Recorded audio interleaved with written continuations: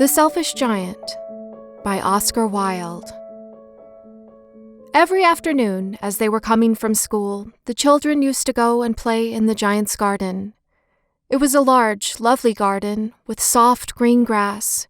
Here and there over the grass stood beautiful flowers like stars, and there were 12 peach trees that in the springtime broke out into delicate blossoms of pink and pearl, and in the autumn bore rich fruit.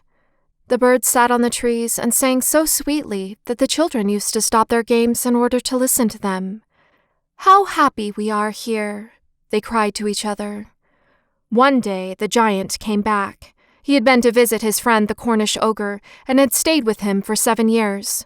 After the 7 years were over, he had said all that he had to say, for his conversation was limited, and he determined to return to his own castle. When he arrived, he saw the children playing in the garden. "What are you doing here?" he cried in a very gruff voice, and the children ran away. "My own garden is my own garden," said the giant. "Anyone can understand that, and I will allow nobody to play in it but myself." So he built a high wall all around it and put up a notice board. "Trespassers will be prosecuted." He was a very selfish giant. The poor children had now nowhere to play. They tried to play on the road, but the road was very dusty and full of hard stones, and they did not like it. They used to wander round the high wall when their lessons were over and talk about the beautiful garden inside. "How happy we were there," they said to each other. Then the spring came, and all over the country there were little blossoms and little birds. Only in the garden of the Selfish Giant it was still winter. The birds did not care to sing in it, as there were no children, and the trees forgot to blossom. Once, a beautiful flower put its head out from the grass, but when it saw the notice board, it was so sorry for the children that it slipped back into the ground again and went off to sleep. The only people who were pleased were the snow and the frost. "Spring has forgotten this garden," they cried, "so we will live here all the year round." The snow covered up the grass with her great white cloak, and the frost painted all the trees silver. Then they invited the north wind to stay with them, and he came. He was wrapped in furs, and he roared all day about the garden and blew the chimney pots down. "This is a delightful spot," he said. "We must ask the hail on a visit." So the hail came. Every day for 3 hours he rattled on the roof of the castle till he broke most of the slates, and then he ran round and round the garden as fast as he could go. He was dressed in gray, and his breath was like ice. "I cannot understand why the spring is so late in coming," said the Selfish Giant, as he sat at the window and looked out at his cold white garden. "I hope there will be a change in the weather." But the spring never came, nor the summer. The autumn gave golden fruit to every garden, but to the giant's garden she gave none. "He is too selfish," she said. So it was always winter there, and the north wind and the hail and the frost and the snow danced about through the trees. One morning the giant was lying awake in his bed when he heard some lovely music.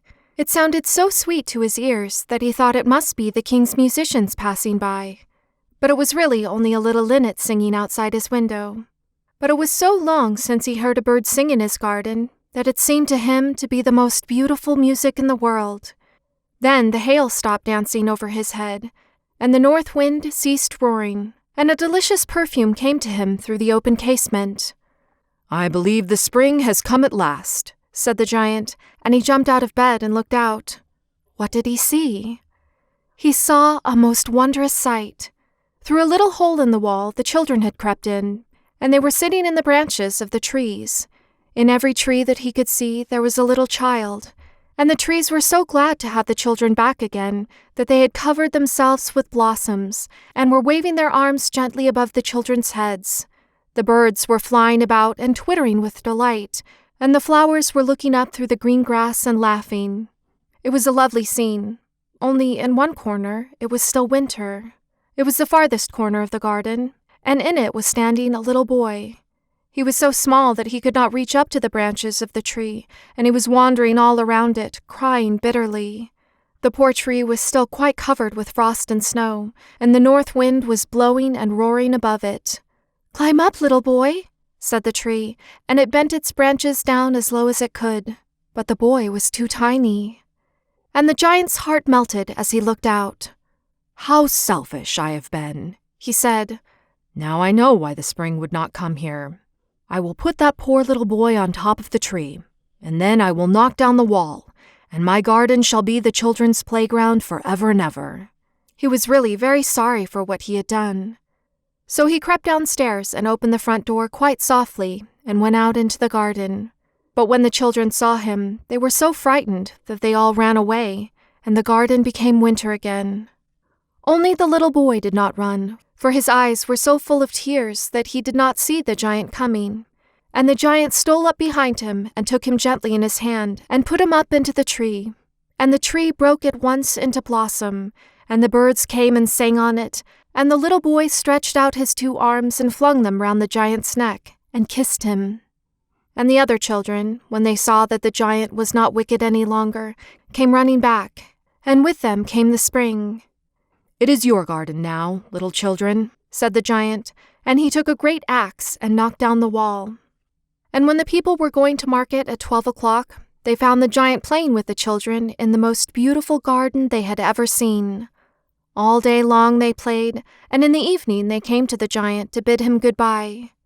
"But where is your little companion?" he said. "The boy I put into the tree." The giant loved him the best because he had kissed him. "We don't know," answered the children. "He has gone away." "You must tell him to be sure and come here tomorrow," said the giant. But the children said that they did not know where he lived, and had never seen him before, and the giant felt very sad.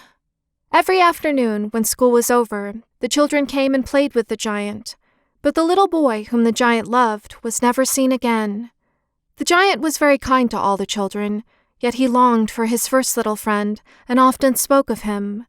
"How I would like to see him," he used to say. Years went over, and the giant grew very old and feeble. He could not play about any more, so he sat in a huge armchair and watched the children at their games and admired his garden. "I have many beautiful flowers," he said, "but the children are the most beautiful flowers of all." One winter morning he looked out of his window as he was dressing. He did not hate the winter now, for he knew that it was merely the spring asleep and that the flowers were resting. Suddenly he rubbed his eyes in wonder and looked and looked. It certainly was a marvelous sight. In the farthest corner of the garden was a tree quite covered with lovely white blossoms. Its branches were all golden, and silver fruit hung down from them, and underneath it stood the little boy he had loved. Downstairs ran the giant in great joy, and out into the garden. He hastened across the grass, and came near to the child. And when he came quite close, his face grew red with anger, and he said, "Who hath dared to wound thee?" For on the palms of the child's hands were the prints of 2 nails, and the prints of 2 nails were on the little feet. "Who hath dared to wound thee?" cried the giant. "Tell me, that I may take my big sword and slay him." "Nay," answered the child, "but these are the wounds of love." "Who art thou?" said the giant, and a strange awe fell on him, and he knelt before the little child. And the child smiled on the giant and said to him, "You let me play once in your garden. Today you shall come with me to my garden, which is paradise." And when the children ran in that afternoon, they found the giant lying dead under the tree, all covered with white blossoms.